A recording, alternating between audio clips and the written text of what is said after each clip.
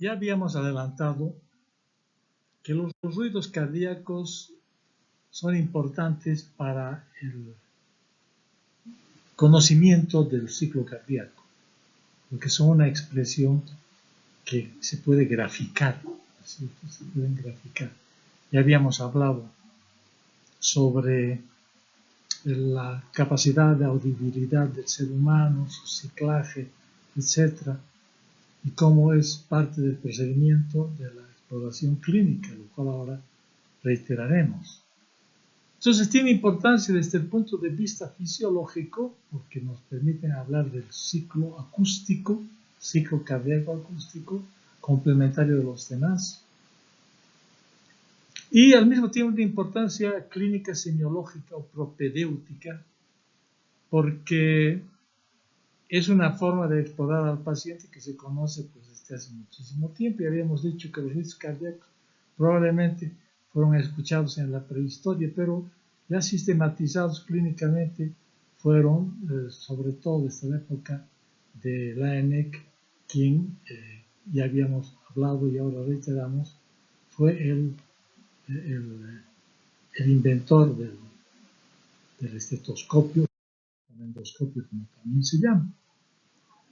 La exploración clínica, decíamos en la clase anterior y hoy reiteramos, es parte del estudio de la exploración de un paciente semiológicamente, es decir, la signo-sintomatología que presenta un paciente es algo que se hace clásicamente desde los inicios de la clínica, ¿no? Observar a un paciente, ver su aspecto facial, ¿verdad? Su facies, luego, porque la facies está caracterizada no solo por la expresión de los músculos de la mímica, así se llama, sino también por el color, el aspecto del sujeto, si está amarillento, está azulado, etc. Es importante la parte de la inspección y ver la actitud, si es un hombre que está sufriendo un dolor intenso o está pues postrado en cama o agitado en el sentido estricto de la palabra, es decir, que se mueve, que está exaltado. Entonces, todo lo que uno ve permanentemente uno está diagnosticando, incluso sin ser médico, a sus semejantes solo por sus actitudes. Bueno, esto ha sido sistematizado en la semiología del hábito constitucional, y habíamos hablado de él, el biotipo del sujeto, color, aspecto, actitud, etc. Y la palpación, que es que nos permite percibir, qué sé yo, hígados grandes, es verdad, que nos permite percibir dolor a la palpación de las vísceras, para el diagnóstico de enfermedades. La percusión, ya habíamos dicho que es colocando unos dedos sobre los otros, etc., para ver variaciones del sonido. Y la auscultación, a la cual ya hemos hecho referencia, y hoy de plano nos vamos a concentrar no como objetivo, sino como mecanismo de producción de los ruidos cardíacos. La auscultación misma es un procedimiento que se aprende en los hospitales junto al paciente. Es algo muy personal, es el poder percibir los ruidos cardíacos normales y patológicos. De eso hablaremos ahora de refilón, porque el objetivo es el mecanismo de producción de los ruidos normales y una breve alusión a los ruidos patológicos. Hemos dicho, fue Laennec quien, enrollando una cartulina en forma de cono, se percató que se escuchaban claramente los ruidos cardíacos. Así nació el fonendoscopio, ya desde el siglo XVIII, ¿verdad? Estamos hablando de eso, estamos en el siglo XXI, este es un procedimiento que ya viene de muy lejos.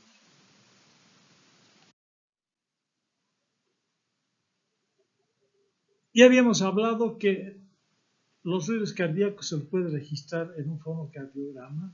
Colocando micrófonos. Yo recuerdo mucho este propósito, que en alguna oportunidad me visitaron los estudiantes de ingeniería electrónica y me dijeron, Mire, hemos inventado un aparato que permite escuchar los ruidos cardíacos aquí en la Facultad de Ingeniería. Quisiéramos que usted pues viera el equipo. Entonces Pi efectivamente era un fonocardiógrafo. Pues, interesante la actitud creativa de ustedes. Pero en realidad el fonocardiógrafo ya ha sido inventado hace muchísimo tiempo, ¿es verdad? Pero la actitud de proclive a la investigación pues me pareció interesante. Bueno, eso como simple anécdota. Entonces los ruidos cardíacos, ya habíamos hablado de la ballena, de los murciélagos, etcétera, etcétera, son registrables en el fonocardiograma y ahí se pueden percibir ciertas características que el oído no siempre capta, ¿es verdad? En primer lugar, hay que hacer una diferencia entre lo que es sonido y el ruido. En algunos textos, quizás por traducción de otros idiomas, no se utiliza correctamente la terminología. El tono fundamental, no es verdad, cuando estás con tonos secundarios o armónicas, se llama sonido. Y el sonido, junto a la melodía, la armonía y el ritmo, constituye la música. En cardiología se escuchan alguna vez sonidos semejantes al piar de una gaviota, o el honk que le llaman en inglés, ¿es verdad? Pero en realidad lo habitual es que sean ruidos cardíacos. Entonces, ¿cuáles son los ruidos? Los ruidos cardíacos no tienen esa morfología, digamos, simétrica, sino que son, como están viendo en el esquema aquí, una serie de vibraciones caóticas, ¿verdad? Y que tienen el matiz de ser desagradable al oído. ¿Verdad? No es lo mismo escuchar un do de violín que un cañonazo, no es lo mismo. Entonces, el primer ruido es el primero en aparecer, ya hemos visto que coincide con la fase isovolumétrica sistólica, y en él va a contribuir sobre todo el cierre de las válvulas auriculoventriculares mitral y tricúspide en ese orden. ¿No? Luego viene un pequeño silencio que corresponde a la sístole auricular y aparece luego el segundo ruido que, como ven ustedes, está desdoblado y se debe al cierre de la sigmoidea aórtica y a continuación el cierre de la sigmoidea pulmonar.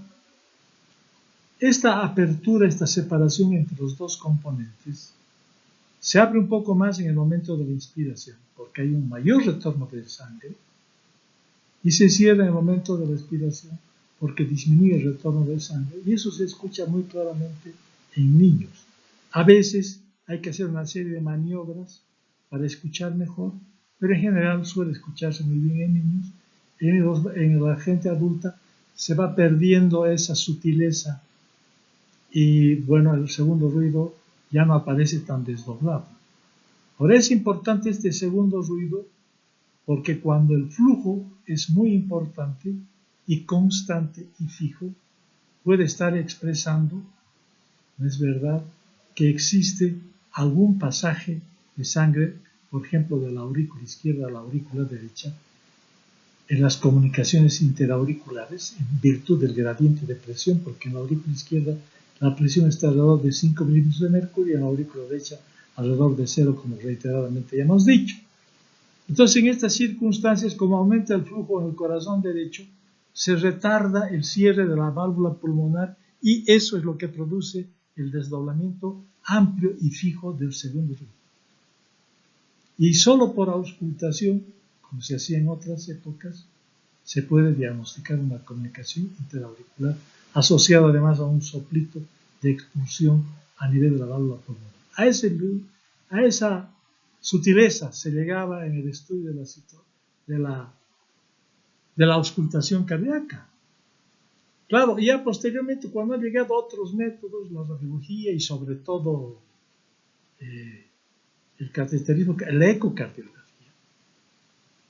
Entonces ya ve usted directamente la comunicación el flujo, el diagnóstico está hecho.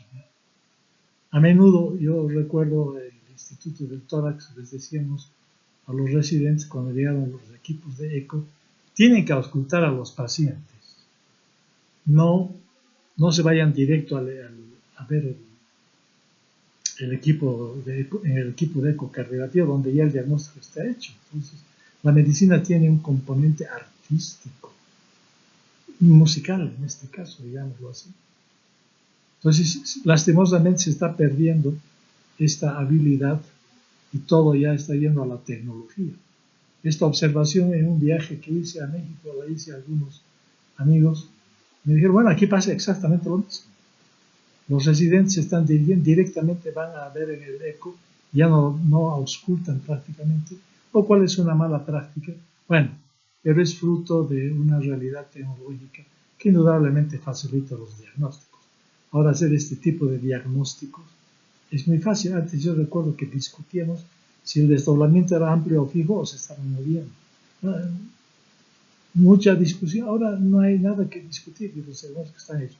Pero es obligación nuestra hacer notar estos hechos de la práctica clínica que están vigentes hoy y estarán vigentes siempre. Aquí hay un gran silencio entre el segundo ruido y el primer ruido del ciclo subsiguiente. Y se llama el gran silencio. Pero no siempre este gran silencio es silencio.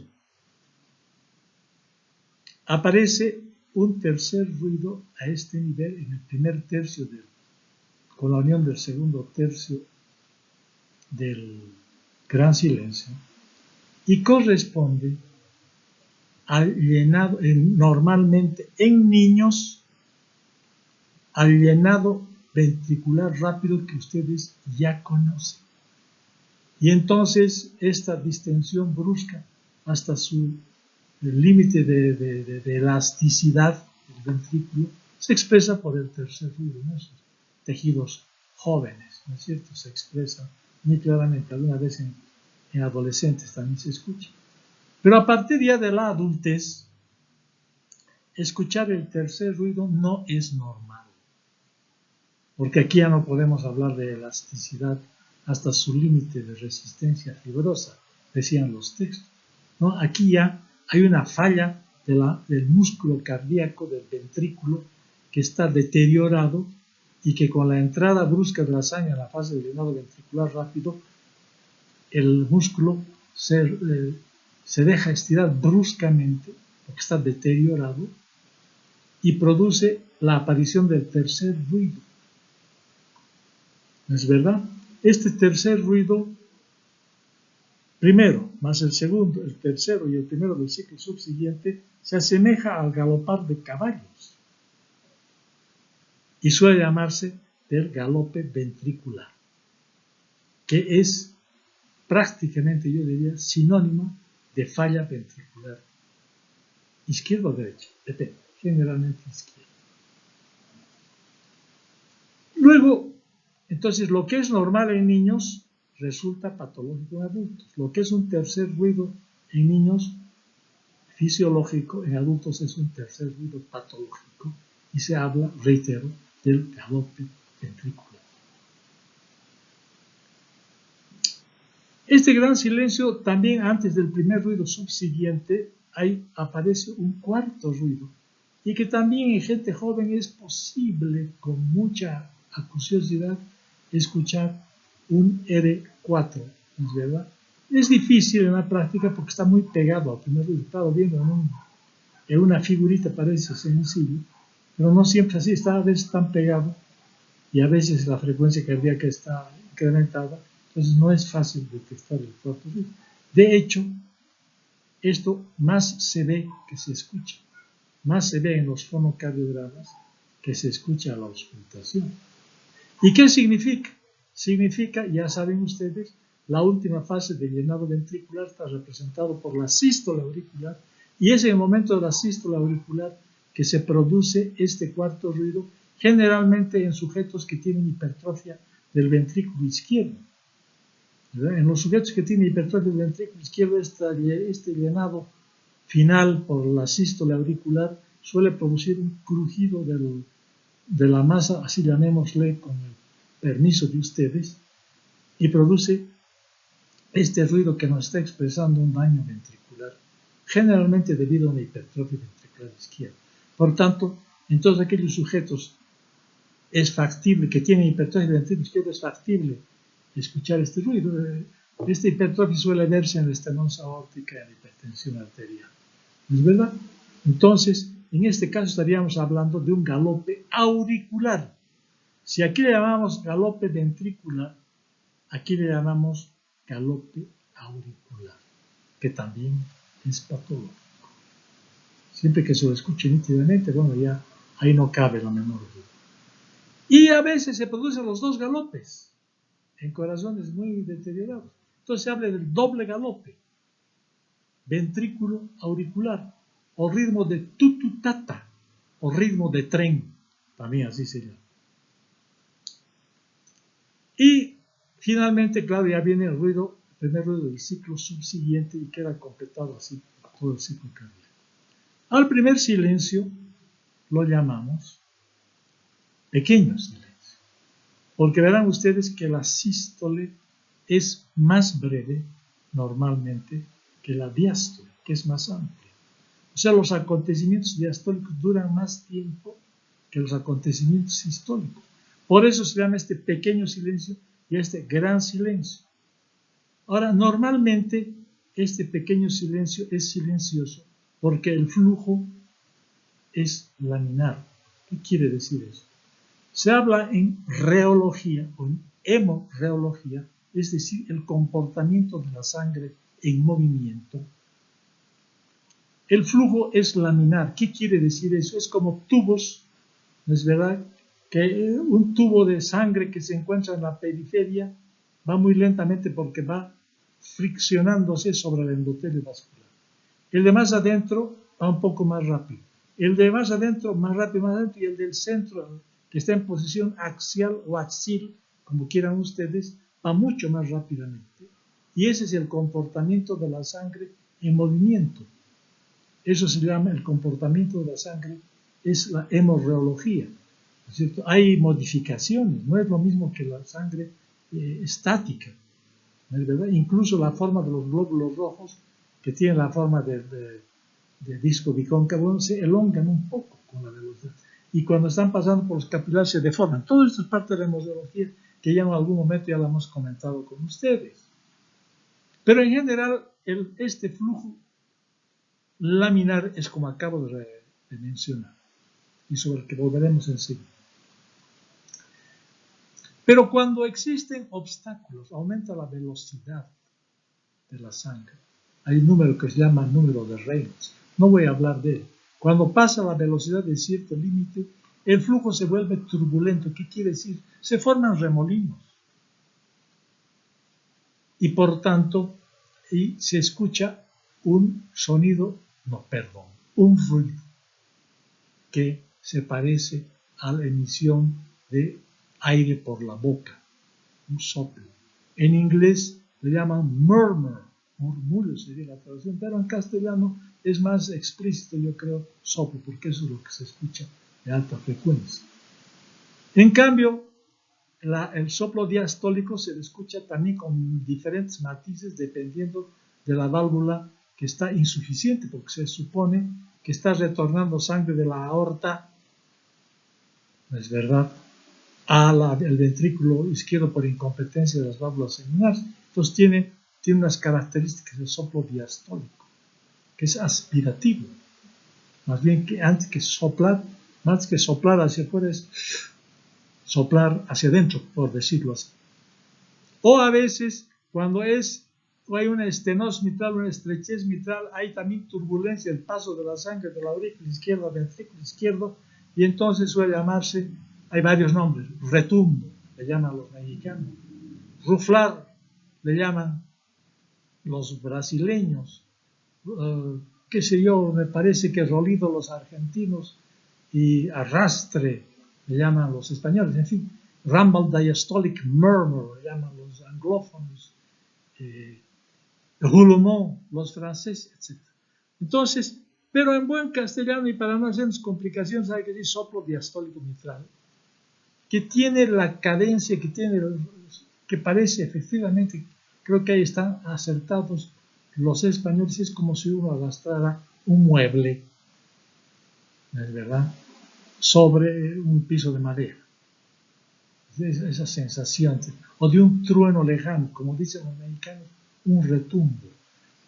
Un ejercicio que sugiero a ustedes hacer la prueba con un estetoscopio es ponerse el estetoscopio, de ponerse a los oídos, claro, y luego poner la cápsula de membrana del estetoscopio sobre el macetero, con los maxilares pues pegados, ¿no?, cerrados, la mandíbula pegada al maxilar superior, y entonces contraer alternativamente el macetero. Ese es el ruido de la estenosis mitral. Entonces uno puede valerse de ciertos artificios para ver los diferentes matices de los soplos que nos están expresando alteraciones del flujo sanguíneo y de la reología de la sangre.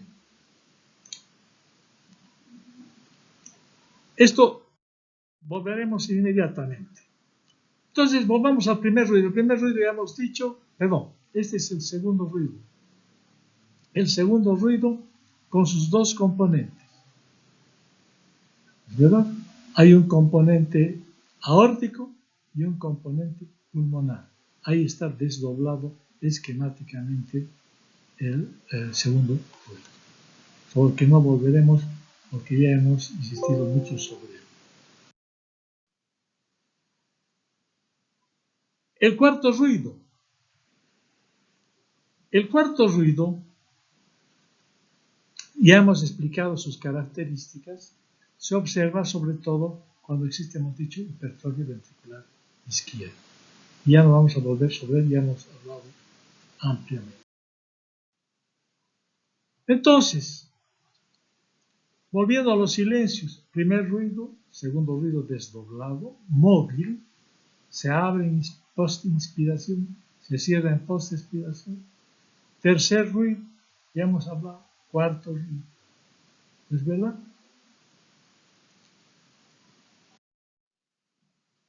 Los soplos. Si el soplo se produce ocupando el silencio, que deja de ser silencio, porque ya no es un flujo laminar, sino es un flujo turbulento, puede ocupar el primer tercio, en cuyo caso se llama soplo protosistólico. Puede ocupar un tercio medio, se llama mesosistólico. O puede estar al final, se llama telesistólico. Si es solamente el proto y el meso, entonces hablamos de soplo protomesosistólico. Y si es todo, hablamos de un soplo holosistólico o pansistólico. Esto a nivel mitral suele escucharse en una insuficiencia mitral. Y en una estenosis aórtica también, aunque tiene otras características, más bien romboidales, y no tan en barra como aquí. ¿No es verdad? Durante la diástole, el soplo también puede escucharse en su primer tercio, en el segundo, en el tercer tercio, proto o diastólico, ya sería en este caso, mesodiastólico y telediastólico. Y cuando es todo, es pandiastólico u holodiastólico. ¿Es verdad? Entonces, estas son las características. Los silencios dejan de ser silenciosos, si se me permite el juego de palabras. Y nos está expresando una patología.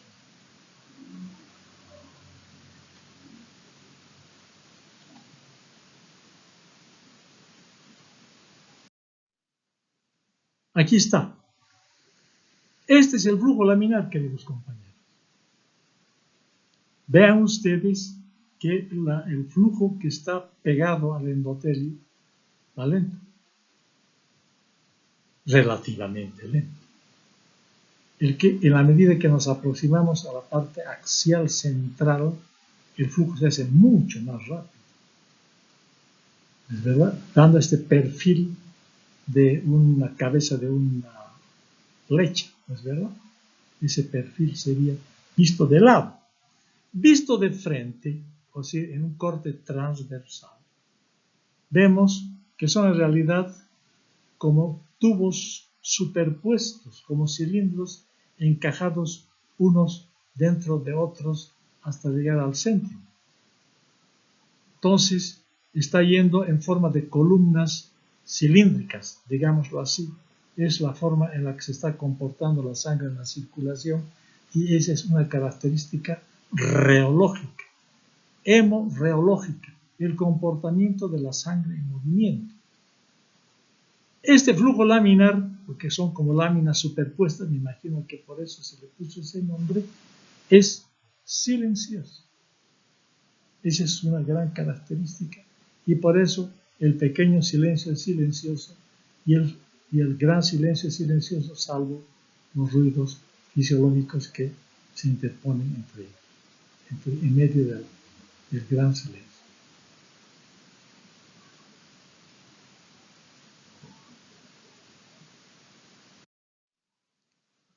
Ahora bien, yo decía que cuando existe una incompetencia de la válvula mitral, es decir, que no se cierra herméticamente, en el momento de la sístole, cuando tiene que expulsar sangre por la aorta, está bien que expulse por la aorta, pero si se está contrayendo desde el ápex, luego la parte media, luego la parte basal, entonces está expulsando la sangre en un sentido que se dirige hacia los grandes vasos, pero no olvidar de que en una posición vecina se encuentra la válvula mitral, vecina a la válvula aórtica. Y cuando empuja sangre a la válvula aórtica, está haciendo gran presión sobre la válvula mitral, que por eso tiene un aparataje formidable. Ya hablamos de ello, que los cirujanos suelen llamar el aparato subvalvular, donde hay músculos papilares que se ponen tensos y donde hay cuerdas tendinosas a la manera de cuerdas de un paracaídas que impiden que la válvula mitral se evierta y se meta dentro de la aurícula. Entonces hay alguien que tiene que ayudarle y ese alguien es el aparato subvalvular. Pero cuando hay una incompetencia como consecuencia de la fiebre reumática de la que hemos hablado reiteradamente, en la que se produce una adhesión de las cuerdas tendinosas y no permiten que se contenga a las valvas o pelos valvulares y queda así semiabierto como en este esquema, el flujo laminar va a dejar de ser laminar y se va a convertir en turbulento. Vean los remolinos que se forman. Está regresando parte de la sangre a la aurícula izquierda, sangre que debía haber ido a la aorta, está volviendo en gran medida, o dependiendo de la magnitud de la insuficiencia, está regresando, está regurgitando a la aurícula izquierda. Este va a ser un soplo sistólico porque, claro, se está produciendo en el momento de la contracción, en el momento de la sístole, en el momento de la expulsión de sangre. Está expulsando sangre donde no debe expulsar, no está expulsando, está retornando sangre. Este soplo, no es verdad, se lo puede palpar porque había dicho que la palpación viene antes que la auscultación. Ustedes ponen la mano, la palma de la mano, sobre el hemitórax izquierdo, sobre el precordio, y van a percibir una vibración.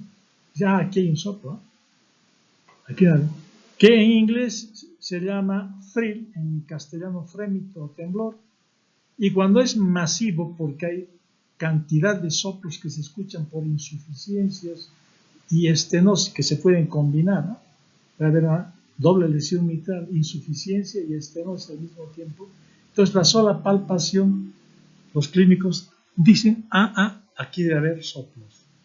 Y a veces tiene una sensación muy particular que es parecida a acariciar el lomo de un gato que está ronroneando. Y a eso los clásicos le llamaron el estremecimiento catáreo. Entonces uno cuando percibe a la palpación una vibración, ya está anticipándose y manifestar, aquí hay soplos, aquí hay problemas valvulares o quizás septales, porque también no olviden que puede haber un orificio, una comunicación interventricular, porque hay un defecto septal. El septum interventricular puede no haberse consolidado y queda un espacio vacío, y eso es lo que se llama una comunicación interventricular, una patología congénita relativamente frecuente. Y como consecuencia de que el ventrículo izquierdo maneja grandes presiones, una sistólica de 120 milímetros versus una sistólica ventricular derecha de 25 milímetros, hay un gradiente de cerca de 100 milímetros que se establece en desnivel de presiones entre el ventrículo izquierdo y el ventrículo derecho, y naturalmente se va a producir también un flujo turbulento a través del septum interventricular. Entonces aquí también puede escucharse un soplo. Entonces una cardiopatía congénita también es factible. En este otro ejemplo, el problema es no de una insuficiencia como aquí, sino de una estenosis. ¿Qué es la estenosis? Un estrechamiento. ¿Por qué? Porque las comisuras del orificio auriculoventricular, ¿no?, están estrechadas, se han pegado, como consecuencia de la fiebre reumática de la que ya nos habló. Y queda esta cicatriz y hay dificultad para vaciar la sangre de la aurícula izquierda al ventrículo izquierdo, y por eso hemos visto que se crece la aurícula izquierda, y eso se puede registrar, entre otros métodos de exploración clínica, por el electrocardiograma. ¿Recuerda que dijimos que es una onda P bimodal en lomo de camello, o bífida, como también está? ¿No? Aquí sería, si fuese la estenosis, aquí sería más bien una onda P picuda. Bueno, pero estamos hablando ahora de la aurícula izquierda.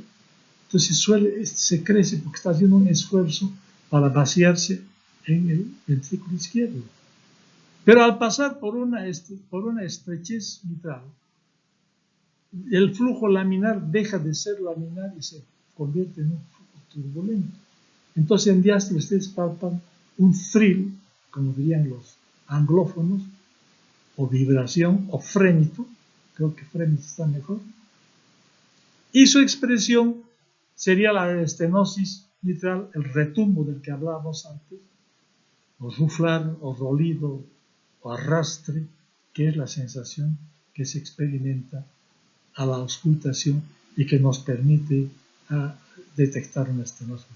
Que después viene la ecocardiografía, que ustedes van a ver esta turbulencia, la van a ver, ya no la van a escuchar, claro. Entonces hay una complementación de la información. ¿Es verdad? Este flujo que aquí lo he esquematizado se ve en el ecocardiograma, se ve la turbulencia. Y aquí también se ve la turbulencia.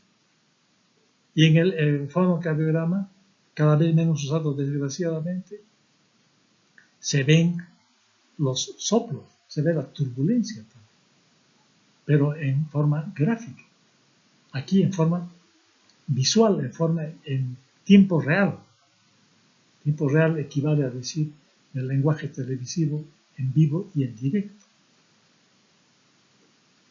Entonces, resulta que los ruidos cardíacos nos informan de un sinfín de características normales y patológicas.